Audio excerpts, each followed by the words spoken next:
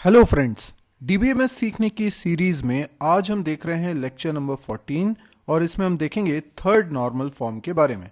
इसके पहले की वीडियोस में हमने फर्स्ट नॉर्मल फॉर्म और सेकंड नॉर्मल फॉर्म को समझा था। आइए देखते हैं आज third normal form. Third normal form, जिसको हम 3NF भी बोलते हैं, ये डेटाबेस नॉर्मलाइजेशन के लिए यूज किया जाता है। थर्ड नॉर्मल फॉर्म को ओरिजिनली डिफाइन किया था EF कॉर्ड ने। थर्ड नॉर्मल फॉर्म से पहले आपने सेकंड नॉर्मल फॉर्म पढ़ा था। तो सेकंड नॉर्मल फॉर्म क्या था कि कोई भी पार्शियल डिपेंडेंसी नहीं होनी चाहिए, और इसको हमने अच्छी तरीके से समझा था हमारे पिछले वीडियो में। कोई भी स्कीमा थर्ड नॉर्मल फॉर्म में तब होगा जब वो दो शर्तों को पूरा करेगा। पहली शर्त, schema already, table already second normal form में होना चाहिए, यानी वो ऑलरेडी सेकेंड नॉर्मल फॉर्म की शर्तों को पूरा करता हो।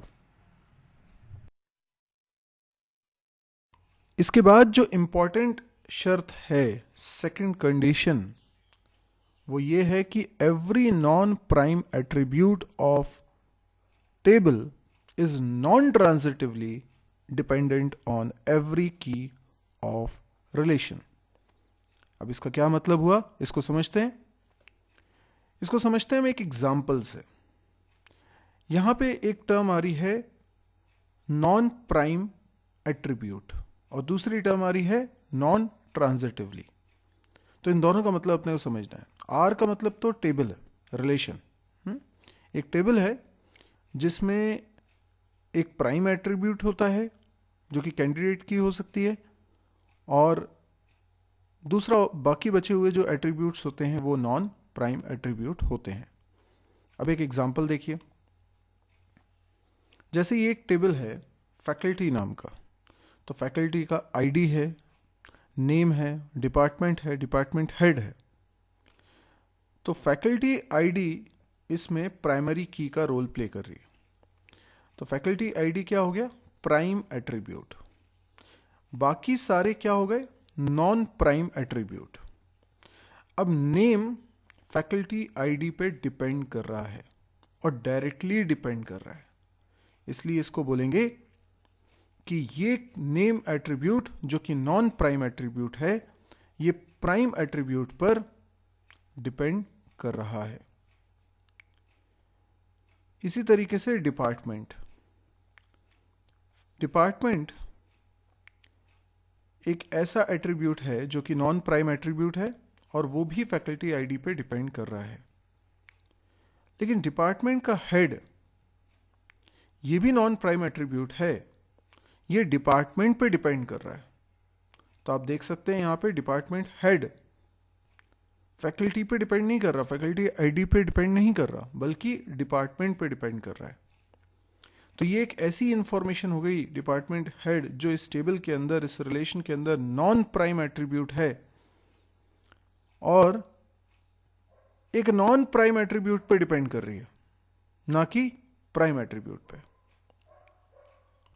तो हम कह सकते हैं कि डिपार्टमेंट हेड ट्रांजिटिवली डिपेंडेंट है प्राइम एट्रीब्यूट पे। जैसे यहां पर फैकल्टी आईडी, ये क्या है, फैकल्टी आईडी, इस पर कौन डिपेंड कर रहा है,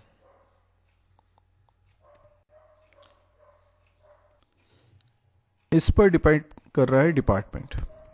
तो डिपार्टमेंट का जो नाम है, फिजिक्स, केमिस्ट्री, मैथमेटिक्स, ये डिपार्टमेंट किस पे डिपेंड कर रहा है, फैकल्टी आईडी पे डिपेंड कर रहा है। और ये जो डिपार्टमेंट है, इस पर कौन डिपेंड कर रहा है, डिपार्टमेंट हेड। डिपार्टमेंट हेड एक ऐसी इंफॉर्मेशन हो गई जो डिपार्टमेंट पे डिपेंड कर रही है। तो आप बोल सकते हैं कि इनडायरेक्टली डिपार्टमेंट हेड भी फैकल्टी आईडी पे डिपेंड कर रहा है, लेकिन ये डायरेक्टली नहीं है। तो कोई एट्रीब्यूट डिपेंडेंट है और y पे डिपेंड है z, तो x पर डिपेंडेंट है z, तो ये लेकिन डायरेक्टली नहीं हुआ ना, ये ट्रांजिटिवली डिपेंडेंट हुआ।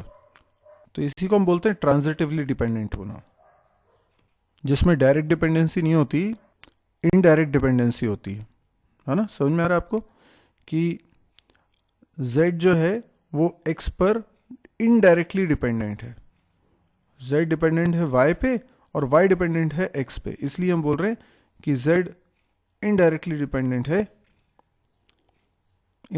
डिपेंडेंट है x पे। तो डिपार्टमेंट हेड इनडायरेक्टली डिपेंडेंट हुआ फैकल्टी आईडी पे। तो हम ये कहेंगे कि ये टेबल जो है, ये रिलेशन जो है वो थर्ड नॉर्मल फॉर्म में नहीं है। तो थर्ड नॉर्मल फॉर्म में लाने के लिए हमें क्या करना होगा? तो सोल्यूशन ये है कि हम यहाँ पे इस टेबल को दो टेबल्स में ब्रेक कर दें। एक टेबल हो जाएगी जिसमें कि फैकल्टी की इंफॉर्मेशन है, यानी ये टेबल का नाम हम रख लेते हैं फैकल्टी, और इसमें फैकल्टी आईडी, नेम और डिपार्टमेंट रहेगा। ठीक, अब एक और टेबल हमें बनानी होगी और वो दूसरी टेबल हमने उसका नाम रख लिया डिपार्टमेंट।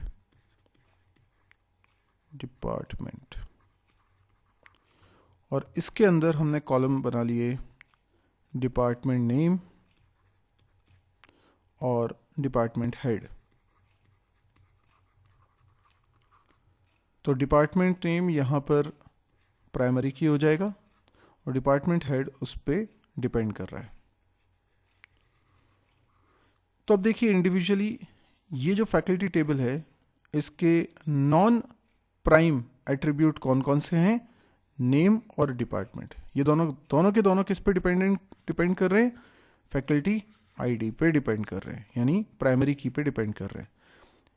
डिपार्टमेंट टेबल में भी यही हो रहा है कि जो डिपार्टमेंट हेड है वो डिपेंड कर रहा है डिपार्टमेंट नेम पे।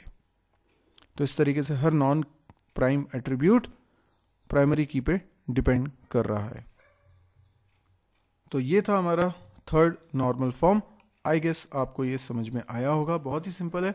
अब यदि आपको ये वीडियो पसंद आया तो इसे लाइक करिए। यदि आप इस तरह के और वीडियोस देखने में इंटरेस्टेड हैं तो आप इस चैनल को ज़रूर सब्सक्राइब करिए। आप मेरी वेबसाइट को भी विजिट करें www.mysirji.com। इस वेबसाइट पे आपको C++, जावा, PHP, MySQL, data structure, DBMS, इन सब की वीडियो सीरीज़ मिलेगी। पूरा कोर्स आप कर सकते हैं वीडियोस देखकर। इसके अलावा कैंपस प्रिपरेशन से रिलेटेड वीडियोस और प्रोग्रामिंग स्किल को इम्प्रूव करने के लिए प्रोग्रामिंग सॉल्यूशंस आपको वीडियोस के फॉर्म में मिलेंगे। ढेर सारे वीडियोस इस साइट पर हैं। आज की डेट में जब मैं रिकॉर्ड कर रहा हूँ ये वीडियो, तो 6.5 ऑलरेडी इसमें अपलोड किए जा चुके हैं और डेली इसमें एक नया वीडियो अपलोड हो जाता है। तो आप समझ सकते हैं कि इसमें बहुत सारा कंटेंट है और बहुत सारा कंटेंट इसमें जुड़ता भी जा रहा है। तो आप ये साइट के बारे में आप लोगों को भी बताएं, उनको शेयर करें। देखिए, शेयर इसलिए करिए क्योंकि इसमें सारे के सारे वीडियोस हिंदी में हैं और फ्री ऑफ कॉस्ट है। बहुत सारे लोगों को इस तरह के वीडियोस की ज़रूरत है, क्योंकि कई लोग फाइनेंशियल कंडीशन ख़राब होने की वजह से कोचिंग्स नहीं जा पाते हैं, या कई लोग इंग्लिश की वजह से चीज़ों को ठीक से समझ नहीं पाते हैं, या कोई भी वजह हो सकती है। अगर ये वीडियोस वो देखकर कुछ सीख सकते हैं, कुछ आगे बढ़ सकते हैं, तो ये एक बहुत अच्छा काम होगा। तो जितना हो सके इसको शेयर करें। आप अपने फेसबुक वॉल पे इस वेबसाइट का लिंक पेस्ट करें या वीडियो का लिंक पेस्ट करें। Thank you.